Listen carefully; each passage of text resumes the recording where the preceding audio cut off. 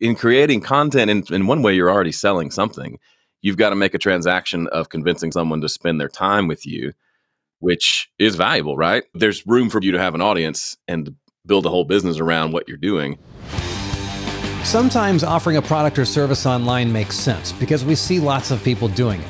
But when it comes to helping people with our own creativity or knowledge, sometimes it's easy to get stuck and wonder how that would actually work for us.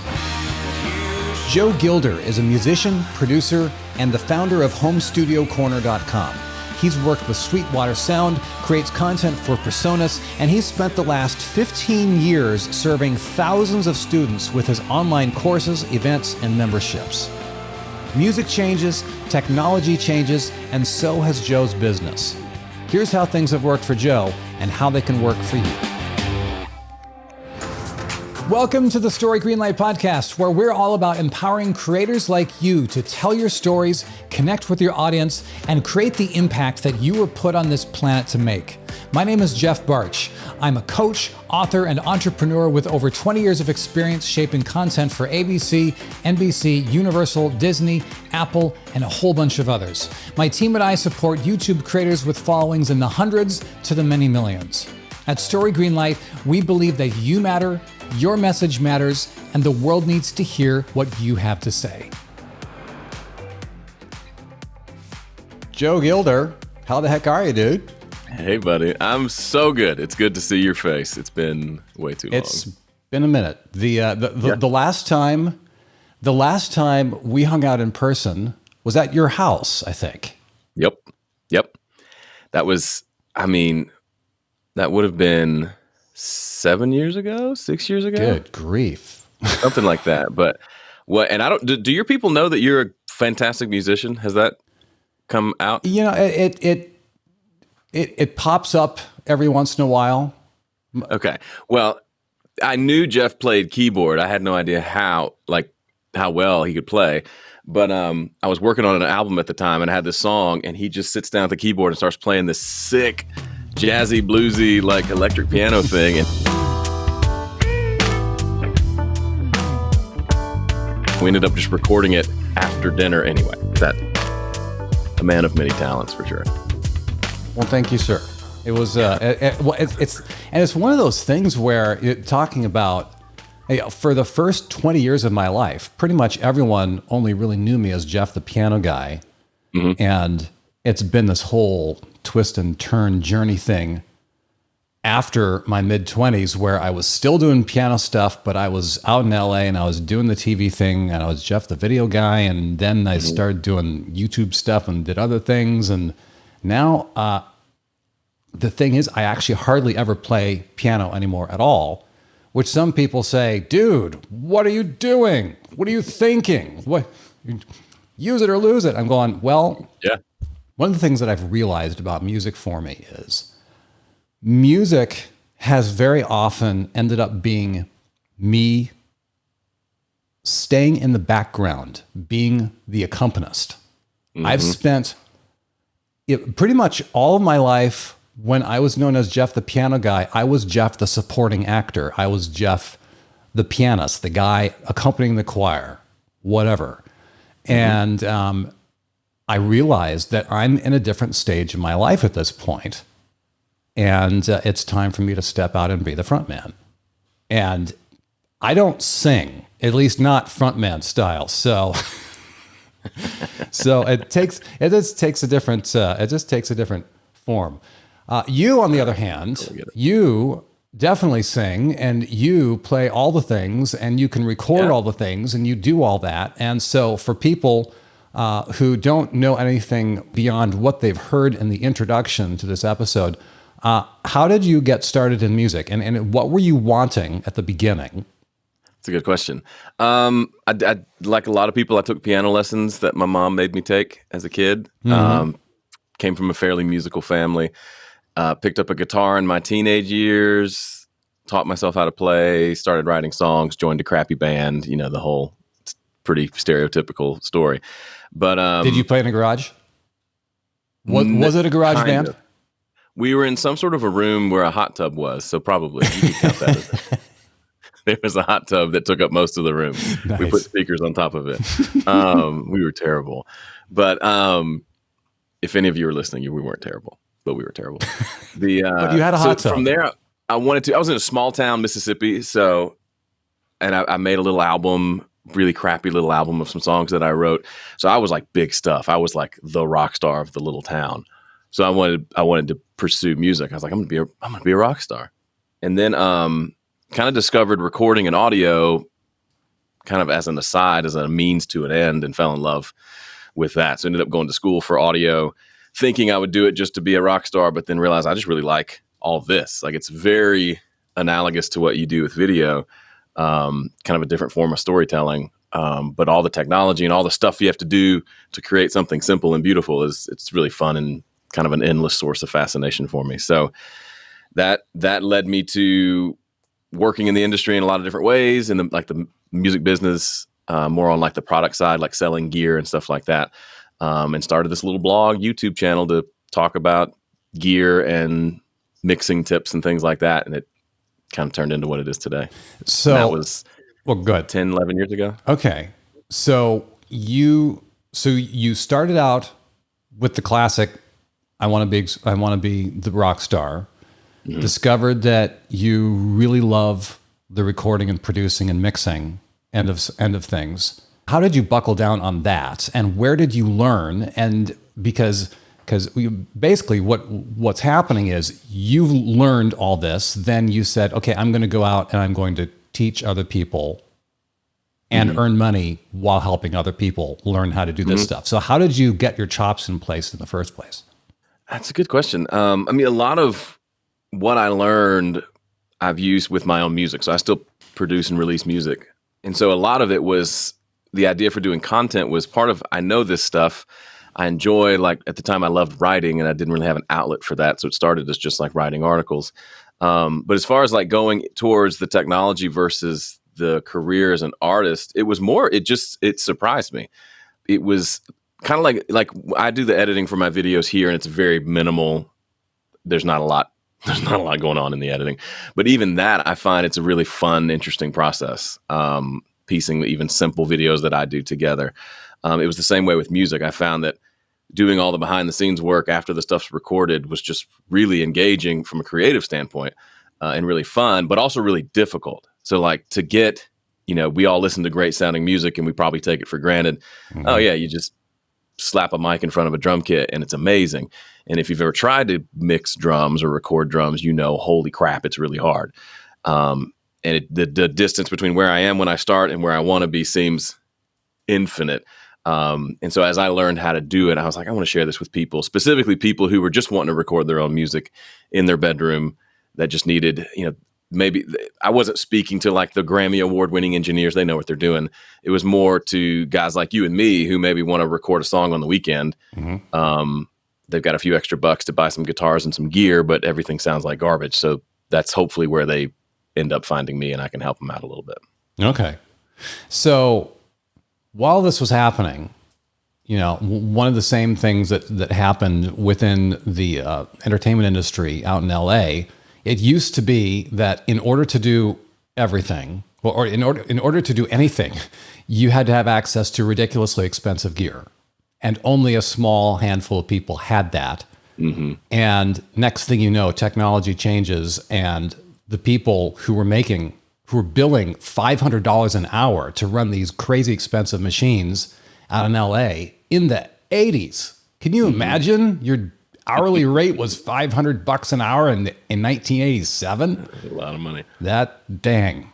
So that stuff doesn't exist anymore. Technology changed everything on its head. Everyone stops buying physical media for music. And how did that affect you and the stuff that you were teaching? I mean, so everything was turned on its head. Yeah. So I started my YouTube channel in 2009. So I kind of rode the wave up, if that makes sense. So like iTunes had been out for a few years. iPods were huge. Like digital music, Napster, all that had kind of happened as I was starting to learn this stuff. And so for me, it was more like, I don't know if I would be doing what I do now if it wasn't for that big change, right? mainly because I speak to the people who spend a couple $100 to get a mic and a little USB box to try to record some stuff. That person, like you said, just that would not even been, they would get into a different hobby. They'd go fishing or something else, because there was getting into recording is a, $100,000 hobby if you wanted to do it 30, 40 years ago. Right. So now I'm sure it's super analogous to video. It's really easy to do it badly and everyone has access to it. And so now the real desire is, okay, how I can do this, but it's not good. How do I get good at it? And so there's that became this huge opportunity.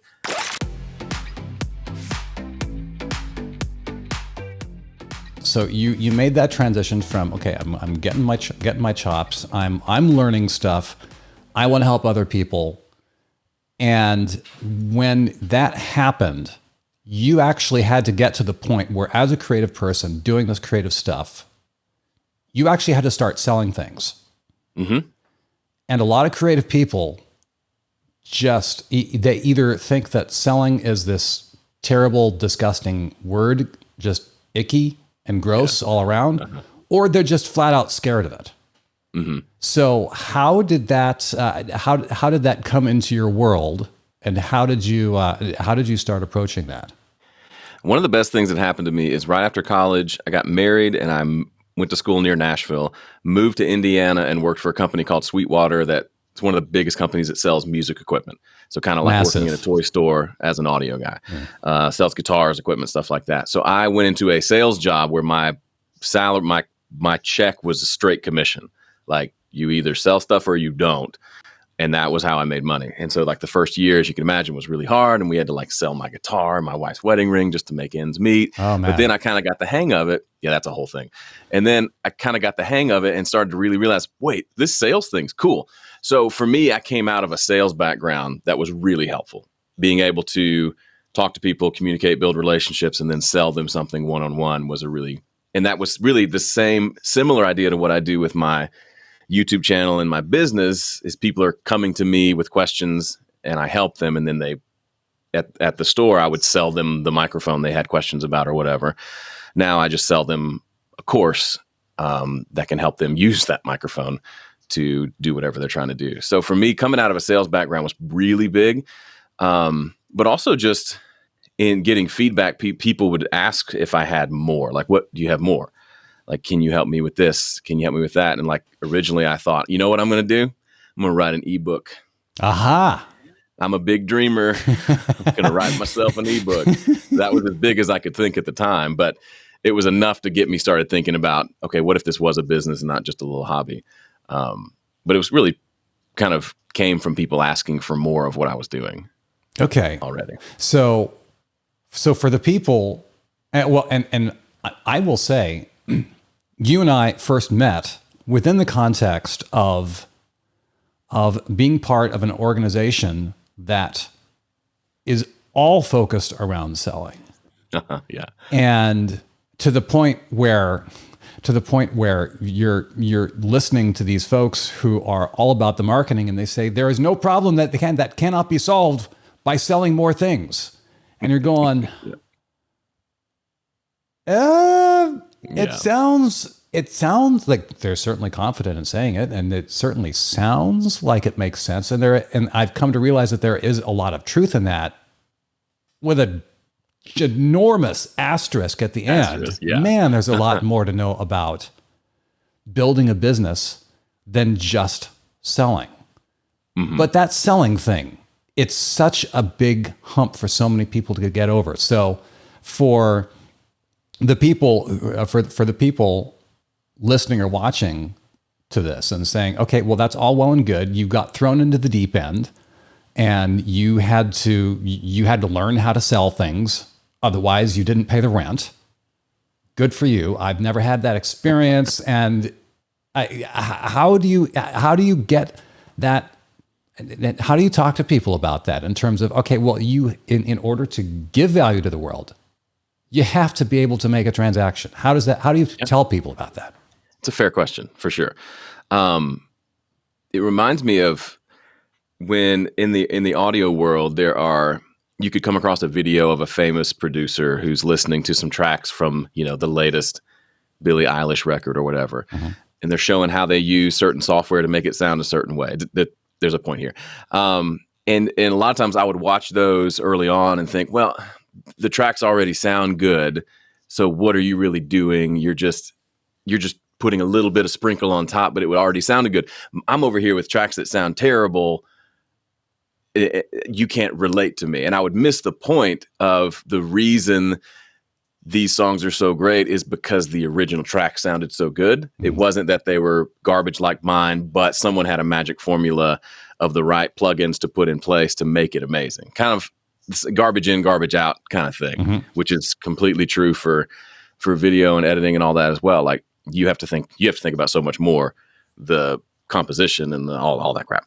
And by crap, I mean all that wonderful detail that makes for a good story. And the fact of the matter is, a lot of the stuff in terms of actually connecting with an audience on YouTube, you don't need most of that. Right. Which has been a whole other journey of me learning that over the last years anyway, but that's a whole other discussion. I'm sure it has been. So that's a roundabout way of saying, like, some of it just comes with experience and time of doing it, because in creating content, in one way, you're already selling something. You've got to make a transaction of convincing someone to spend their time with you, mm-hmm. which is valuable, right? Like I only subscribe to a handful of podcasts because I know I'm not going to have time for all of them. So I'm picky about which one. So you got to sell me on why, I need to make sure I put yours on there. I don't think you told me that you were doing it. So you've got to sell me on why I need to spend my time with you. I get a lot of engineers or like wannabe engineers who are like, subscribe. I go on to, now I'm playing your episode. Oh, there you go. They'll say, hey, I've got this equipment. I've learned the basics of recording. And I put up an ad on Craigslist that said free recording session. And they're like, and nobody will take me up on it. What's wrong? And I have to tell them that's not free. Like imagine Jeff, like say you wrote some songs. You want to do like a piano vocal mm-hmm. EP for your mom for Mother's Day, mm-hmm. which is coming up. Or maybe just passed because I'm guessing this episode doesn't go live this week. Anyway, someone said, I'll do it for free. Well, you got to think, is it worth me taking a day off work or a day away from the family to go all the way to your place to set up, to spend a day doing this only to get a really crappy sounding thing at the end, mm-hmm. right? It's a big risk for you. Maybe no money out of pocket, but it was there's still a transaction to be made. So this person's thinking, I offered it for free. What more could I do? Mm-hmm. It's like, well, you got to show them that that you can deliver the thing that they want. So content makes that a lot easier, right? I make a video. If I help enough people, they'll be like, ooh, I like what you're doing. I'd like more of that. So it wasn't like this big, oh no, I'm about to ask for money and they're going to hate me thing. It was more like some of them, I would imagine some of them would say, finally, like the whole give me, take my money mm-hmm. meme, like you're giving me something really valuable. I love what you do on YouTube, but I would love like a structured course. When I took classes in college, they were very structured. And I was fascinated by we would learn how to record a vocal and then we would go record a vocal, or we would learn how to tune a vocal, which, believe it or not, we tune vocals up. What? And then I know everyone doesn't sing perfectly on pitch. It's news to me. And we would go do that. And that whole structure was really cool. But people who are just learning this stuff as hobbyists, especially, they don't have that kind of structure. So they're just going from random YouTube video to an Instagram post, and they're just kind of feeling lost. So even just giving them almost the same content I give on YouTube, it's not the same, but it's in such a way that gives them kind of a starting point and an end point, and they have gone through something and learned something in its entirety. There's a lot of value there in just kind of keeping them in one place. So for me, it's like market research like crazy, creating content, and then you see what people like, and then that starts to kind of tell you what they would pay for on top of the free stuff you're already doing. If you're paying attention here, you might want to just rewind that, because what he just said was that it's not just about giving information. You're providing value to your people in ways that include information but go beyond it, because Joe is just describing how it's the curation and it's the arrangement of the information that provides the value, so that you, the consumer, don't have to go spending the next 18 months of your life hitting play through every random YouTube video that may or may not have anything to do with your life. Yeah. Yeah. And you think about, like, one thing that I hear a lot is like, well, I don't have anything new to say. And like, I also don't. Like, am I the first person to learn how to use this EQ on a vocal to make it sound a certain way? No. Any hundreds of people could teach you that, but I'm going to teach it in a way that maybe you connect with. Like Jeff, if I watch your video and I watch another guy's video on the same exact topic, chances are I'm going to connect with one of you more than the other. And that doesn't mean one of you is better or worse. It's just I connect with you because of the way you talk or your pretty haircut. And the other guy just maybe has a Boston accent and I just don't connect with that as much or whatever. And so there's room for both of you to have an audience and build a whole business around what you're doing, even though you both technically told me the same piece of information. Like, we all do that. We gather around certain personalities that we connect with. Nobody's telling us anything incredibly unique. It's just the person that's telling it is the unique part. And then the information just needs to be good, but not necessarily one of a kind.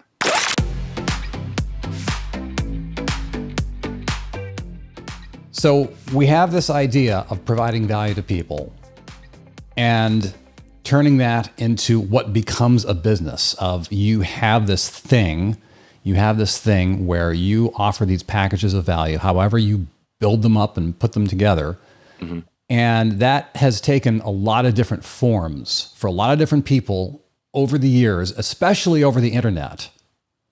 Because basically internet years they're like dog years on steroids. I mean, time just flies. So could you just describe some of the versions that your business has gone through? How did you start out by offering things to your public, to your people? And how's that changed?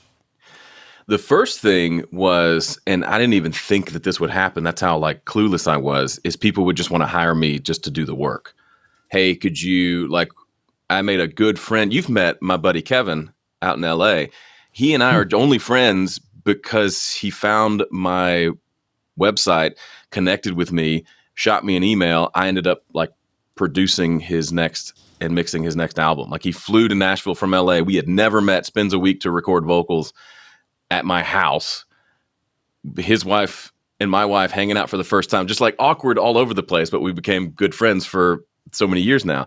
But I never thought if I just demonstrate that I do this stuff, then people will want to hire me to do it. I just assumed, well, I'm teaching you how to do it. You're not going to hire me to do it. But it makes sense now that I think about it. Like, I'll watch your video on editing, but then I'll be like, not there yet. Jeff, could I just hire you to edit this project? That's a very normal, natural thing that I didn't even see coming. So if, in the terms of, and being in those groups that talk a lot about sales and scale and all of that, it's almost frowned upon to take client work, right? Because it's a time for money thing and you can only do so much and there's a limit to how much you can do. Right. But if you're just starting out, that's a fantastic way to kind of start generating a little bit of actual money, having money change hands, but you also get to interact with your market. And if it's something like creative work where you're getting some of their raw material to work on, there's a gold mine of information there where you start to see the same mistakes coming up with all the projects that you're doing. So then that can become a topic for your content, which will make your content more valuable, which will in turn kind of get that whole cyclical feedback loop going. So for me, content or client work, contract work was kind of the first thing that happened. Either mix my song. Sometimes they would say, hey, will you sing the lead vocal on this song? Just stuff I never expected. And I'd say, well, if I didn't want to, I would just quote a higher price. And then they'd say, sure. And so then I'd be like, well, I guess I'll do it now. I would not have expected you to say that in terms of something that can be so intensely personal as music. And they say, can you just do my music for me? What? What? But people were asking her for that. I mean, you hear that they occasionally have these songwriter nights here in Nashville where the original songwriter of these hit songs will perform. And they're typically not that great musicians. So like Tim McGraw has that hit song, Red Ragtop, but then the guy who wrote the song sings it and you're like, meh, it's an okay song. Like because he's just an okay musician. So like, it's this weird thing, but yeah, like people will say, I love this song. I'd rather have someone who can sing a little bit better, sing it for me or mix it for me or whatever, even though they're still going to learn from me and they might still buy my course and end up doing it themselves, there was this weird place where I could help them in the meantime. And ended up being pretty fruitful. Cool. So you started off with doing client work unexpectedly, but all of a sudden you get all these extra, all these extra insights of the questions that people are actually asking. And next step is I launched a course. So I launched the website and the YouTube channel in April 2009, and then pretty soon thereafter, I thankfully learned that I should have an email list. That was so I made that a part of my process. And by October, November, I had about 500 subscribers, which seemed massive. It's a big deal. That's 500 people who were interested in what I was doing. Yeah. And so from there, I launched this janky little course it's like a 13-week course on basically recording a song start to finish. And I launched it having only created the first week's worth of content. You mean you didn't have everything completely done and wrapped up with a tidy little bow? I had a rough idea of where it was going, and I was committed to making it. I think I divided the process up into 13 weeks that I thought I could do. But yeah, I did the whole, did a little webinar and made a little sales page and sold it for, I think you could either do 3 payments of $39 or 1 payment of $137 or whatever, 117. It was weird prices, but and it was done literally I delivered the course via email. Here's a link, download the video, watch it. Didn't have a system with comments or a membership platform. And I sold it through PayPal. They had you could have a little subscription button from PayPal. It was as redneck duct tape as you could get. But it was fun, and I was excited. And I bought one of those to shoot the course. I bought one. Remember the flip cams? Mm-hmm. They were tiny, looked like a little cigarette pack case thingy. Yeah, literally, the size of a pack of cigarettes, and had a red button to record in 720. And then you flip this little thing, and a USB stick popped out, so you could plug it in and transfer the files off. And I thought I was such big stuff. But that was it. And I remember, I want to say I made $3,000 from that launch. From this down and dirty. Yeah. Didn't nasty. even have the product even half completed before you said, I'm going to sell this. That is amazing. It was, yeah. And it was great. And I think it was $3,000 up front. And then I made another $2,000 the next month because of the people who did the payment thing. Mm-hmm. And that was I was like, honey, we're going to Red Lobster. Order some cheesy biscuits. Yeah. Right. And that was the moment of okay, so yeah, business is hard. But it's getting into it, making the first dollar. Once you get over that hump, that part, it's I guess, because I didn't have all 500 people buy, right? It was 20 people or whatever. But it was enough. And then I tried to relaunch the thing in January thinking, well, if I did that, I'll just do that every month and I'll be up to making 6 figures in no time. And quickly realized I had already that was it. I needed to wait and kind of regroup. And that was a big letdown for me business wise. But yeah, that was kind of the very, very ugly. I would not show those videos to anyone now. But they're out there somewhere. But it was a start, and I'm making much better stuff now. But it's kind of like when we make music. If you go listen to the songs I made in high school, that was what I could do. That was like a stamp of this is what 18-year-old Joe can do. And it is what it is. And then what I do this year, you can stamp that and say that's 2022 version of Joe. And it's better than the other, but they both have their qualities, and there's things I like about the old stuff and the new stuff. So I'm a big fan of that idea of creating a body of work versus having to make one perfect piece of work, because I don't think that exists. Yeah. There's a British philosopher by the name of Alain de Botton who says that basically, to paraphrase him, he says, if you're not embarrassed by who you were last year, you're probably not learning enough. That's really good. So thankfully, if for all of us who look at our past work and cringe, and please believe there's plenty of cringeworthy stuff that I've put out into the world. Ugh. That is a good thing. That means that means you've learned and you've grown.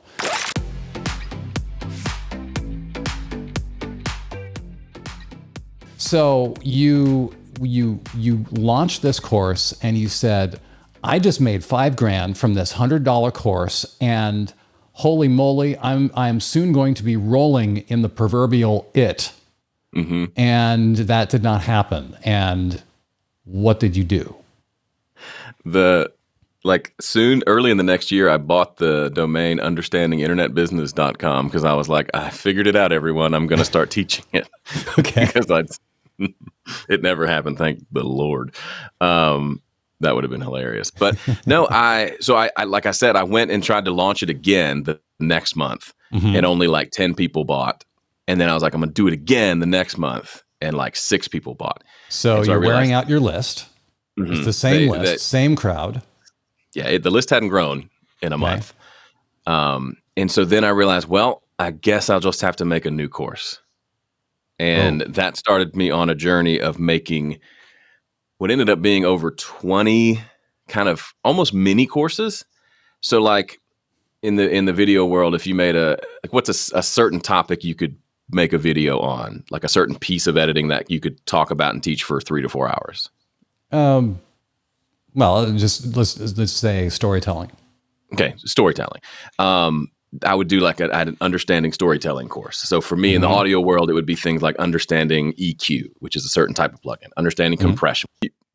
You know about compression somewhat, I imagine, just through what you do.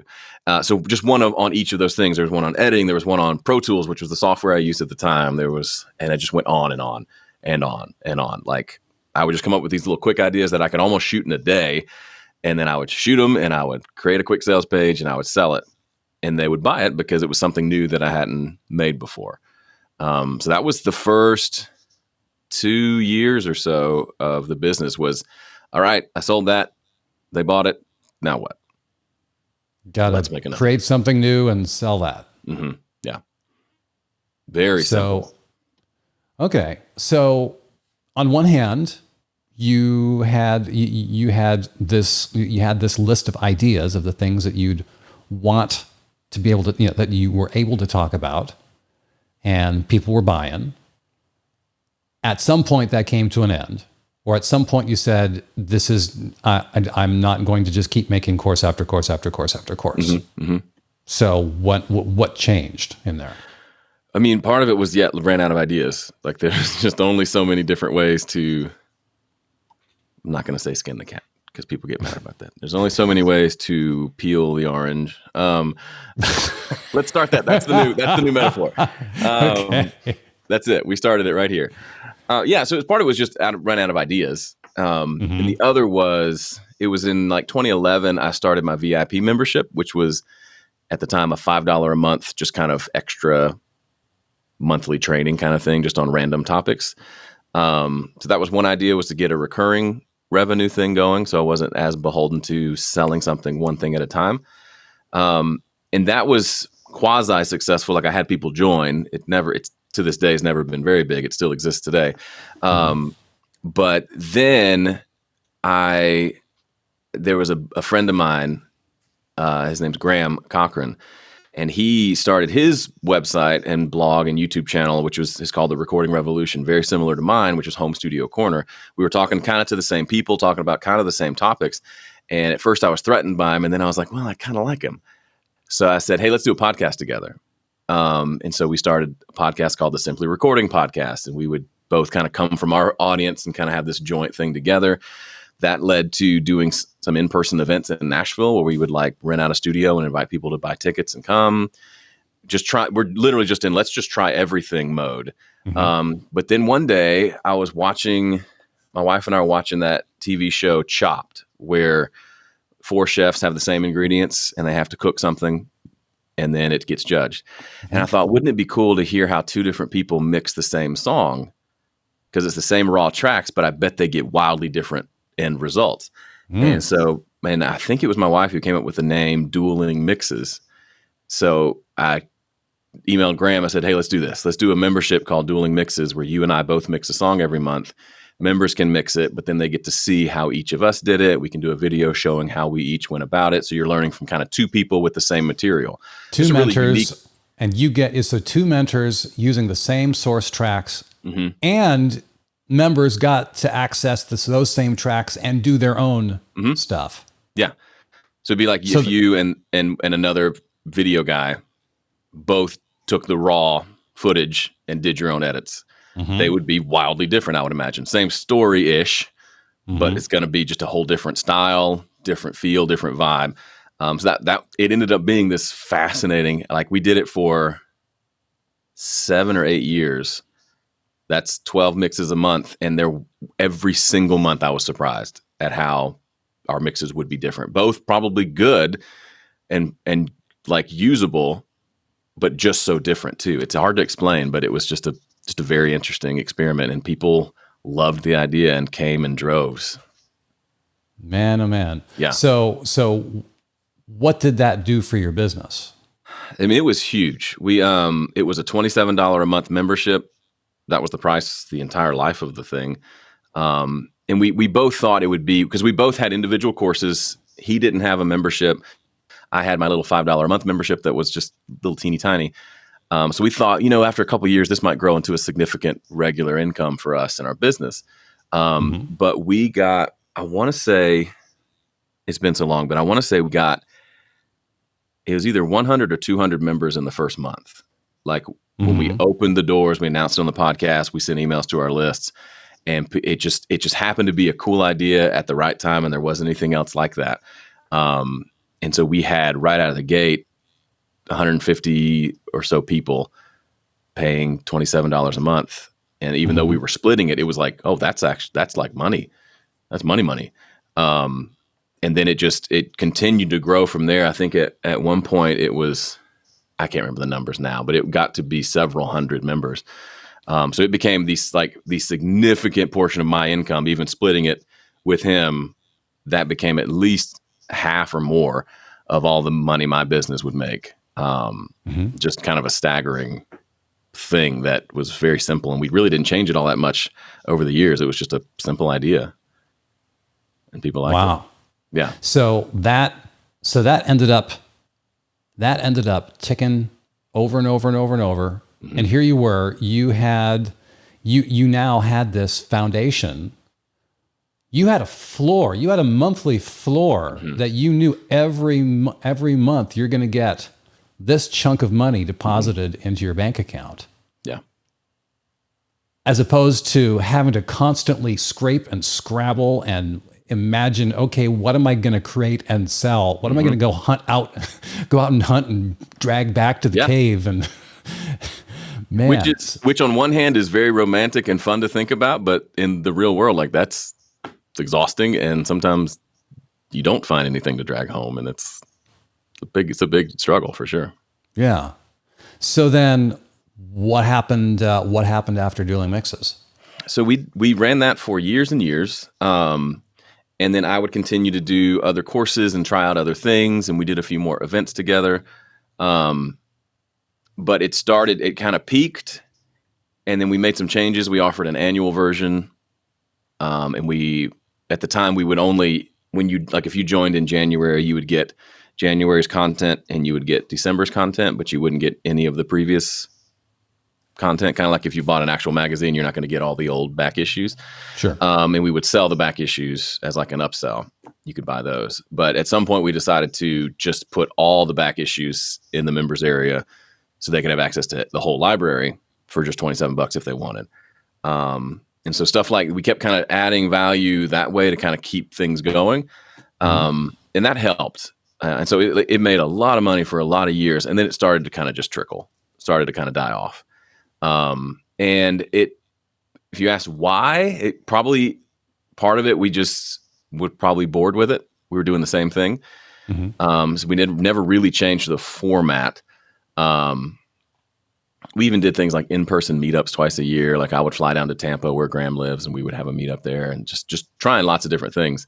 But it was just kind of starting to peter out. I think it just run its course. And there were lots, we started that in like 2012, 2013. and we closed it right at the end of 2019. So there was a lot more content creators doing the kind of stuff we're doing, a lot more courses, a lot more in the space by then.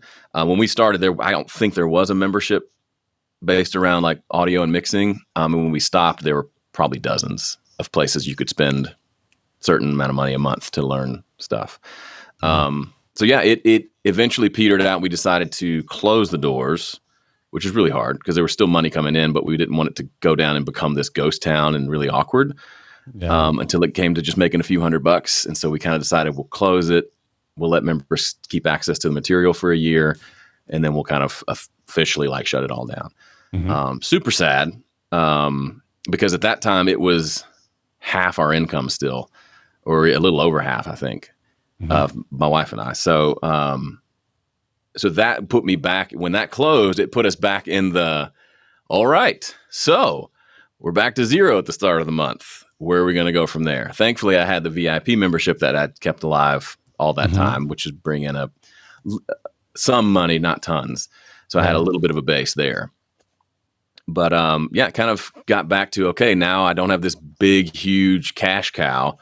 I need to figure out what courses I'm making and selling and stuff directly to my audience again to kind of figure out how to replace what we lost with that. So what'd you do?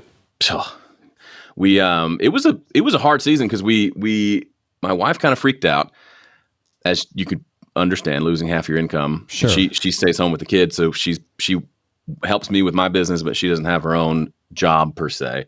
And so we actually sold our house. It was kind of a dream house. We we spent a lot of money when we had the money, didn't save a ton. And then we had savings. We could have stayed for a good long time, but we kind of freaked out, sold the house to kind of try to downsize to accommodate for this impending doom that was coming of income cutting down dramatically. But as you know, a number of things happened that, as tends to happen, where it feels like we were freaked out and God said, here you go. And so like a company that I work with, if you could see down here, you would see a bunch of equipment from a company called Personas. I've used their stuff for years. I use their software. Their VP of global sales calls me and says, hey, you want a job? Completely out of the blue. Like the day after we decided to sell our house. Oh, dude. Right? Like these things it's not just a happenstance. Like there's a design to this. There is stories and the threads throughout this whole thing. But no, I didn't want to work for anybody. Like I've been doing my own thing for 10 years. I'm an entrepreneur. I will turn my nose up at this. But no, I was like, this is probably a good idea. So so I actually took that job, which is just making content, but now for them in addition to my own thing. And that gave us kind of a baseline income again that we could then take a step back and look at the business and say, what's wrong here? Because there was a lot of things wrong. I was still selling courses that I made in like 2011 that were kind of outdated and weren't that great anymore. And so we kind of scrapped everything, like literally removed all of our courses. And I decided to simplify down to just 2 or 3, one about mixing, one about recording, and I might do one more for like mastering, which is kind of the final stage of the process. So that became a huge endeavor that took like 6 months at least to create the mixing course, which in this time I decided to create it first and then sell it. So I knew exactly what I was selling, and it was a lot more convincing sales pitch when I wasn't like, I bet this is going to be great. I've only made the first video, but I promise it's going to be super. So anyway, I was able to make it valuable first. Well, it's not that you hadn't put in all the reps for years and years, right. And you knew what the heck you were doing, number one, and you knew all the questions that people were already asking. Right. So it was drawing from that wealth of experience to know these are the things people are going to get hung up on. Like you said, I knew how this needed to be shaped to make it the most valuable. But that only kind of comes from like, I'm glad for all the courses that I made that are kind of retired now because it helped me learn kind of what's valuable now. But yeah, so we did that with a mixing course, sold that, and then got started on the recording course, which is much bigger. It ended up being like, I'm getting ready to relaunch it. I was working on some emails for it this morning. It's like it's over 80 videos. It's 30 plus hours. Wow. Of like the whole process, drum kit, cello, like all kinds of things. But I was like, I need to make this be the one, right? If you want to learn the whole thing, there's a lot to learn. So it was just this massive project, but it's really good, and I'm really proud of it. Very cool. Very cool. Yeah. So what's looking down the road as you see your business evolving? What do you see happening in the future? I think the next big thing for us is we're in a bit of a slump with as far as like new subscribers and both email and YouTube. So we've been sitting just under 200,000 subscribers for about a year. Okay. Just very slow growth. So we've seen that over the years. We'll sit like I was stuck at 40,000 for like really long time. I think when you and I met, I was just like, we're at 40. That's just where we're going to be for the rest of eternity. And learning that, okay, what I've been doing for 3 years that has worked isn't really working as well anymore. So I'm going to have to change something. And so we're kind of in that right now. Okay, we need to downshift and regroup and figure out what we're doing to make valuable content for people in 2022, because that's a whole different audience than it was in 2012. It's not fun work. It's the kind of thing I'd rather put my head in the sand and just do the same thing I did yesterday. But what I did yesterday isn't working as well as it was. So I'm just going to jump in here. So for anyone here who's been putting out content on YouTube and saying, oh, if I could just get that number of subscribers, if I could just get to that number of subscribers. I mean, how many creators on YouTube are even within shooting distance of 200,000 subscribers? And yet there are still, please believe there are challenges no matter what level that you find yourself at. Yeah, because I think it's this desire to grow, like to do good work and to improve yourself. And so like if you're either going in one direction or the other, and for us, it's just kind of seeing the reality of, okay, we've seen kind of what that needs to be to like, as far as like YouTube ad revenue and then what we get from subscribers and how we build our business, like those numbers need to be up pretty high to get what we need to happen for the business. But also just a level of, okay, what's the next challenge? What's the next, we played the Ryman Auditorium. What's next, right? That's a big dream of mine. It probably won't happen, but soon, the next morning, I'm going to be thinking, okay, what's the next thing we're going to go for? And not in a discontented way, just in a, we're always kind of aiming for something. So, I don't mean to belittle because I'm very aware, because I was in those shoes of I had my first 1,000 subscribers, never going to get anywhere. But I'm sitting here with just under 200,000. My friend Graham that I mentioned before, he has done such a good job. He is so much more successful in terms of just numbers than I've been. He's pushing, 600,000 subscribers. So you might look at mine and be like, oh, I want that. And I'm looking at his saying, oh, I want that. Like, and he's got somebody with 20 million subscribers that he's jealous of or whatever. Yeah. So I'm not promoting coveting, but we're all in that kind of journey, right? We're all like, okay, I was there, I'm here, I want to be there. And you've got that same position wherever you are too. 100%. Yeah. Dude, so much good stuff here. If people want to learn more about what you're into and what you're laying down, where do they find you? Just come search up Home Studio Corner on YouTube or my name, Joe Gilder. You'll find me one of those places there. Make sure to check out Joe's YouTube channel and the links in the show notes or the description below. And if you are a content creator who wants to go to the next level in your content, then consider joining us in the Green Room. It's our monthly membership here at Story Greenlight that's all about helping you unlock the next world of impact in your content and in yourself. You can get access to the Green Room for a full month for free. You can get started at the link in the show notes or the description below right now, and I'll see you there.